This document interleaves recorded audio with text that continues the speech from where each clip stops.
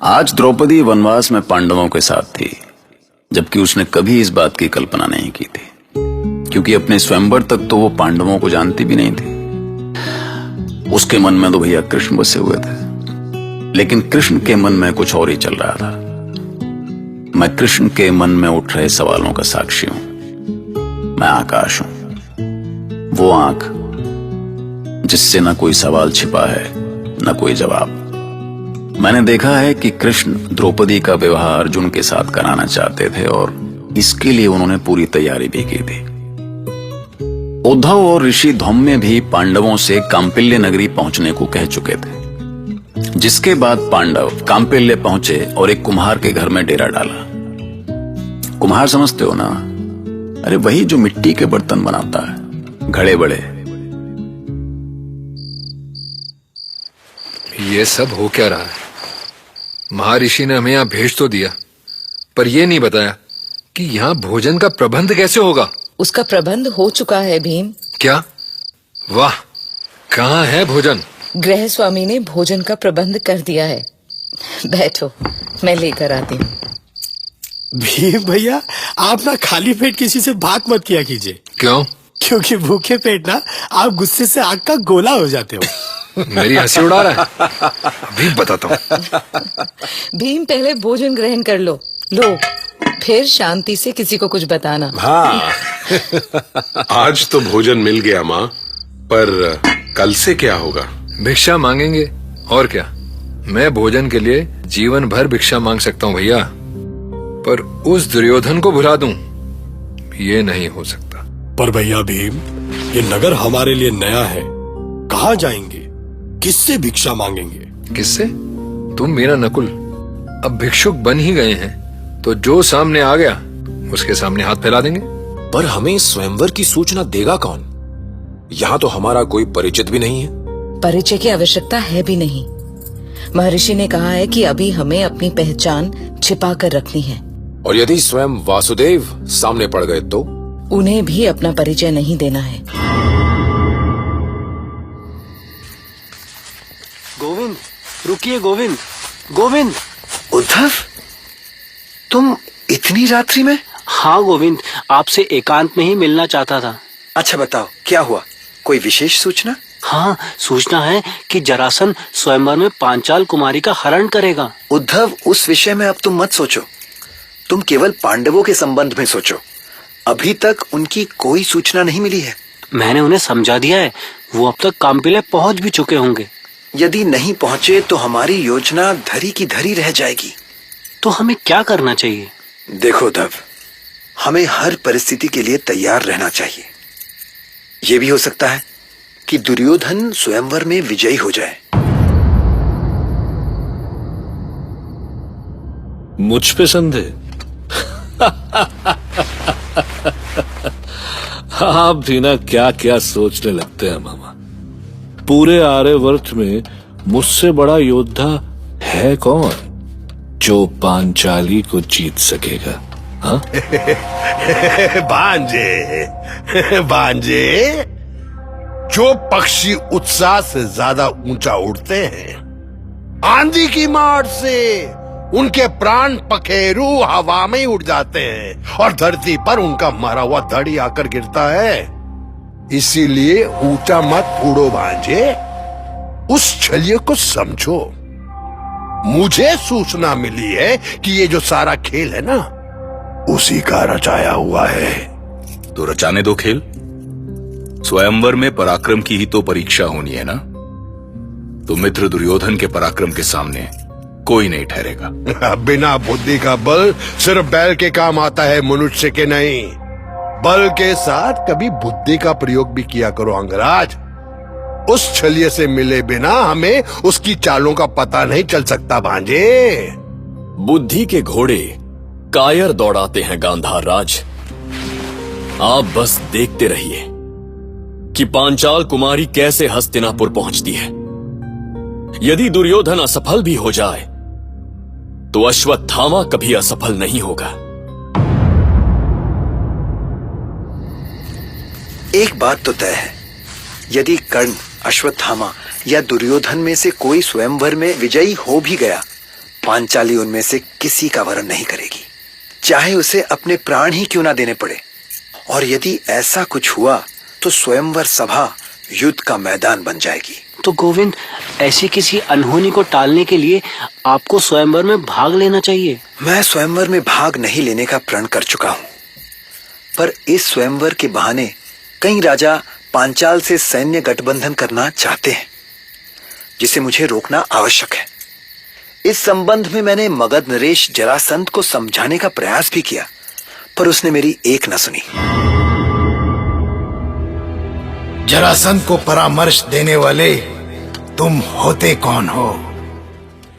अपनी छोटी छोटी सफलताओं से उतावले होकर मर्यादा मत तोड़ो वसुदेव, अन्यथा कंपी का।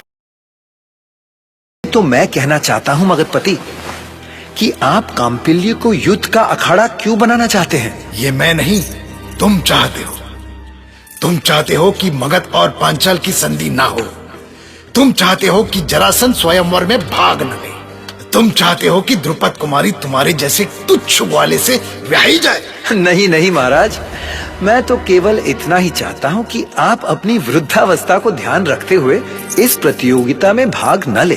वृद्ध वृद्ध किसे बोल रहा है तू? मुझे मेरी आयु बता रहा है? यदि मैं स्वयंवर में भाग नहीं भी लूं तो भी तुझ में इतनी शक्ति नहीं कि मुझे पांचाली का हरण करने से तू रोक सके। ये सब सुनकर मुझे बहुत भय लग रहा है गोविंद। यदि तो हम उसे कैसे रोकेंगे? उसे रोकना तो बस पांडवों के संबंध में सोचो। यदि वो स्वयंवर में नहीं पहुंचे तो मैं भी कुछ नहीं कर पाऊंगा। अब देखिए, अजीब है ना, यहाँ कृष्ण पांडवों के लिए स्वयंवर रचा के बैठे हैं और उधर पांडव अभी भी ये तय नहीं कर पा रहे थे कि उनको ये स्वयंवर जीतना है या नहीं जीतना है, या फिर जीत भी लिया तो पांचाली से शादी कौन करेगा। गलती उनकी भी नहीं थी।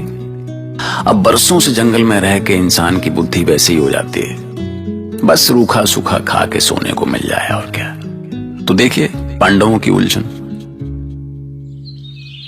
आप भी क्या क्या सोचने लगती हैं माँ। मैं स्वयंवर में भाग लूं? मैंने अभी तक अपने विवाह के संबंध में सोचा तक नहीं। किंतु पुत्र, महर्षि ने कुछ सोचकर ही तुम भाइयों को स्वयंवर में भाग लेने के लिए कहा होगा ना? ठीक है माँ, पर स्वयंवर की को होगा और मैं इतना बड़ा पराक्रमी नहीं हूँ। ऐसी कौन सी कसौटी होगी बड़े भैया जिसे आप पूरी नहीं कर सकते? बर्छी युद्ध की कला में कोई आपका हाथ नहीं पकड़ सकता। हम सब आपके साथ हैं भैया। गदा युद्ध की कोई प्रतियोगिता होगी तो किसी को कुछ सोचना भी नहीं पड़ेगा। और धनुर्विद्या का कौशल दिखाना होगा तो मैं आपके पीछे खड़ा रहूंगा। अश्वों की कोई प्रतियोगिता हुई तो?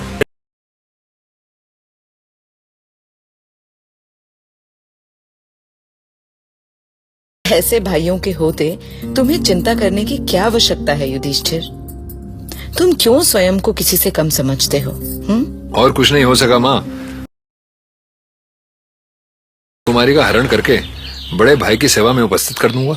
नहीं भीम, ये हरण की बात भूल जाओ। तुम भाइयों को वहां केवल अपना कौशल दिखाना है। शेष जो होगा शुभ ही हो।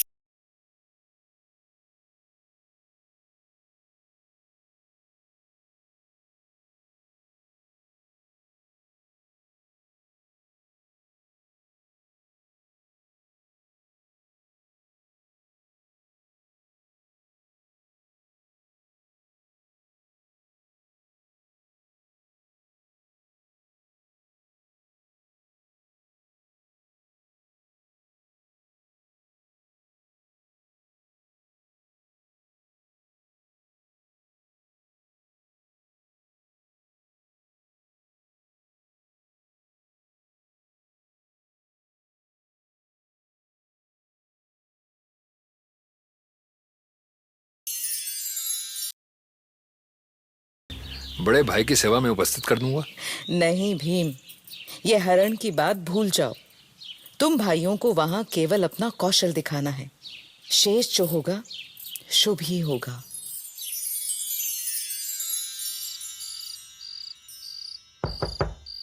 कौन? धीरे बोलिए गोविंद। मैं नहीं चाहती कि किसी को सूचना मिले कि मैं आपसे एकांत में मिलने आई हूं। पांचाली, तुम इतनी रात्रि में यहां मेरे पास, तुम्हें ऐसी क्या आवश्यकता पड़ गई? मैं अपने कुछ प्रश्नों के उत्तर चाहती हूँ गोविंद। ओह ठीक है, बैठो। अब पूछो, क्या पूछना चाहती हो? आप ही ने पिताजी से मेरे स्वयंवर के बारे में कहा। आपने ही आर्यवर्त के सारे राजाओं को आमंत्रित करने का परामर्श दिया। स्वयंवर की कसौटी भी आप ही ने तैयार की। इस सब के बाद आप चाहते क्या हैं? मैं क्या चाहता हूं? तुम्हारा विवाह। क्या तुम विवाह नहीं करना चाहती? आपने ये जो चक्रव्यूह रचा है माधव, उसमें मैं फंस गई हूं। मैं उससे निकलना चाहकर भी उससे निकल नहीं पा रही। अपने स्वयंवर को तुम चक्रव्यूह कह रही हो? इसलिए कि आप मुझसे विवाह करेंगे नहीं और आर्यवर्त का कोई भी राजा आपके समान है नहीं। यदि दुर्योधन, कर्ण या अश्वत्थामा ने ये प्रतियोगिता जीत ली तो वो मुझे बंदी की तरह घसीटते हुए ले जाकर उस द्रोण के चरणों में डाल देंगे। और यदि जरासंध विजयी हुआ तो मुझे दासी से भी बुरा जीवन जीना पड़ेगा। तुम्हारा ये भय अनुचित नहीं है पांचाली। ऐसी संभावनाएं बन भी सकती है। ये सब जानकर भी आप मुझे स्वीकार नहीं करेंगे? क्या इसीलिए आपने इस स्वयंवर का आयोजन कराया था कि मैं किसी की दासी बन जाऊं और अपने पिता के अपमान का प्रतिशोध भी ना ले सकूं? और कुछ कहना है तुम्हें? बस यही कि जैसे आपने गोपियों के साथ छल किया, वही सब मेरे साथ भी क्यों करना चाहते हैं? क्यों गोविंद, क्यों? ऐसा क्यों करना चाहते हैं आप मेरे साथ? मेरी किस भूल का दंड दे रहे हैं आप मुझे? ऐसी कठोर मत बनो पांचाल कुमारी। कोई पुरुष यदि मेरी निंदा करता है तो मैं उस पर ध्यान नहीं देता, क्योंकि पुरुष हृदय से नहीं मस्तक से सोचते हैं। किंतु किसी स्त्री का व्यंग मुझे बहुत चोट पहुंचाता है, विशेषकर तब जब वो स्त्री मेरी प्रिय सखा पांचाली हो।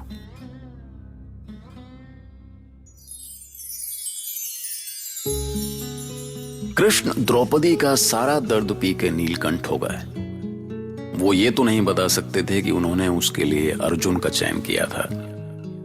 वो ये भी नहीं बता सकते थे कि उनकी कोशिश घृणा को प्रेम से जीतने की है। कृष्ण कितनी सारी जिम्मेदारियों का भार एक साथ उठा रहे थे, लेकिन फिर भी शांत थे।